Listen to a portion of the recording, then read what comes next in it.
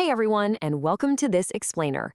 Today, we are tackling something literally all of us can relate to, studying. Or, well, actually, scratch that. We're tackling the incredible challenge of just sitting down to study in our crazy, modern, completely distraction-filled world. You know the feeling, right? You open a textbook and suddenly you're completely overwhelmed by a million things fighting for your attention. Well, if that's you, trust me, you're in the exact right place. We're going to walk through some incredibly effective yet wonderfully gentle study habits to help you reclaim your attention. We're not talking extreme discipline or punishing schedules here, no way. Instead, we're going to focus on creating a really calm, supportive environment for your mind. So, let's get started. Okay, let's dive into this. Picture this super familiar scenario. You finally sit down, right? You open your notebook. You are so ready to study seriously. You've got the absolute best intentions, and then suddenly, your phone buzzes. It's just a tiny little vibration. You glance at it. Then your mind wanders to something entirely random, and somehow you end up watching a 45-minute documentary on, I don't know, the history of forks, or a guy meticulously restoring an antique rusty spoon. And before you even realize what's happening, you look up at the clock and a whole hour has just completely vanished into thin air. It happens to the absolute best of us for sure. That incredibly frustrating realization of where did that hour go is the exact trap we're going to dismantle today. Section 1. Escaping the distraction trap. Why it's not your fault. If you struggle with getting distracted while studying, I really want to validate that right out of the gate. You aren't uniquely flawed or uniquely lazy. Our brains are biologically wired to seek out new information, and right now, we are literally surrounded by notifications, apps, and constant entertainment every single waking moment. These things are engineered by thousands of really smart people to steal your attention. It's totally an unfair fight. And this brilliantly illustrates the real cost of that unfair fight. 45 minutes. Because these apps are designed to keep your attention for as absolutely long as possible, one single notification can completely shatter your fragile focus. You tell yourself, oh, I'm just going to check one message. It feels totally harmless. But the data, and honestly our own lived experiences, show us that this tiny little check frequently spirals into 45 minutes of lost time. 45 minutes. Gone. Just like that. One simple buzz completely derails the whole shebang. So how do we fight back without stressing ourselves out? Section 2.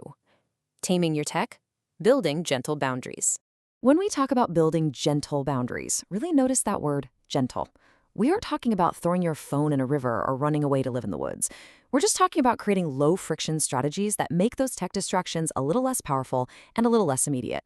We essentially want to put some physical space between you and that shiny, distracting screen.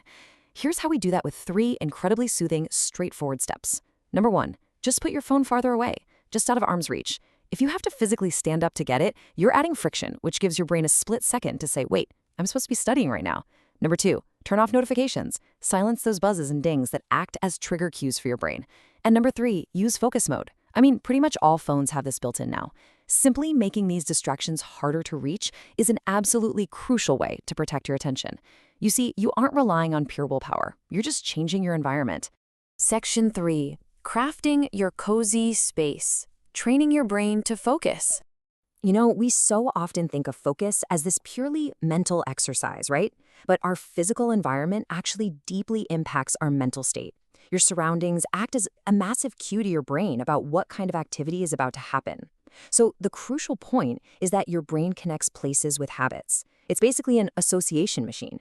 If you consistently do a certain activity in a certain place, your brain hardwires those two things together. Think about it for a second. When you walk into your kitchen, your brain automatically starts thinking about food. Well, the exact same logic applies to where you try to get your work done. Because our brains heavily link places with actions, we really need to be highly intentional about where we study. For instance, avoid the bed. If you usually scroll social media or, sleep in your bed, trying to study there just completely confuses your brain. It wants to relax, but you're demanding focus. Also, avoid the desk. If that desk is normally where you play intense video games or watch movies, again, you're sending mixed signals. Instead, try to choose a specific quiet corner. And it doesn't have to be some grand, fancy home office. Even a small, dedicated chair or just a corner of the dining table that is literally only used for studying works absolute wonders. When you sit down there, your brain will eventually learn to instantly flip the switch and enter focus mode. Section 4. Starting small and simple. Beating the overwhelm. So often, we get distracted before we even begin because the very idea of studying just feels way, way too big. It feels massive, stressful, and honestly, endless. And when the brain feels stressed, it actively hunts for distractions to comfort itself. That is exactly why you suddenly feel this huge urge to deep clean your entire room the moment you think about opening your textbook. Now, what's really interesting here is how powerfully a simple shift in our language can completely change that behavior. Telling yourself, I need to study everything is absolutely terrifying. It's paralyzing and it pretty much guarantees you're going to seek out a distraction. Instead, reframe it into a manageable micro goal. I'll study for 15 minutes. Literally anyone can do 15 minutes. It massively lowers the barrier to entry. Remember, starting is almost always the hardest part. Once you get past that first 15 minutes, you'll often find you have the momentum to just keep right on going. Let's move to the next step and see how this builds into an immersive experience. Once you've started your 15 minutes in your dedicated quiet corner, what are you listening to? Now, some people love absolute silence, and hey, that's great. But for a lot of us, cozy background sounds like rain sounds, soft instrumental music, or lo-fi beats, they act as an anchor for our concentration. They create this nice little audio bubble that blocks out the unpredictable noises of the outside world. However, loud videos or fast music with heavy lyrics can really disrupt this gentle flow and make concentration so much harder. So keep it calm, keep it mellow. Section 5. Being kind to yourself. Progress over perfection.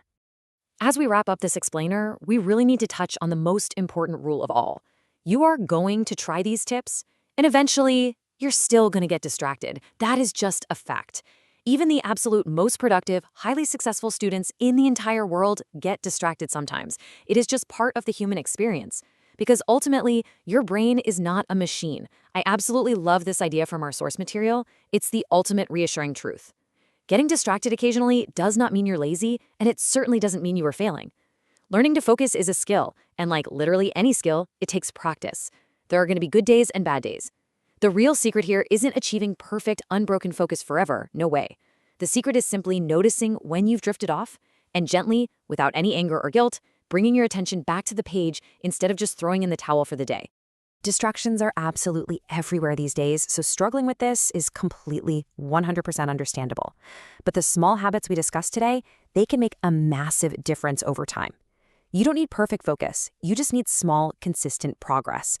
So I want to leave you with this final important question to consider right now. What is one small, gentle step you will take today to help your focus? Are you going to move your phone? Are you going to pick a dedicated corner? Whatever it is, start small, be kind to yourself, and watch your focus grow. Thanks so much for joining me for this explainer, and I'll see you next time.